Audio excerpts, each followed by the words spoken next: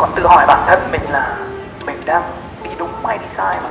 Mình cũng đang như bao nhiêu những người khác có một giấc mơ rất là đẹp và đang vùng vẫy với giấc mơ đó. Mình vẫn đang vùng vẫy, mình vẫn đang mò mẫm. Nhưng mà chỉ ít mình vẫn hạnh phúc tại vì mình có một mục tiêu để mình vùng vẫy.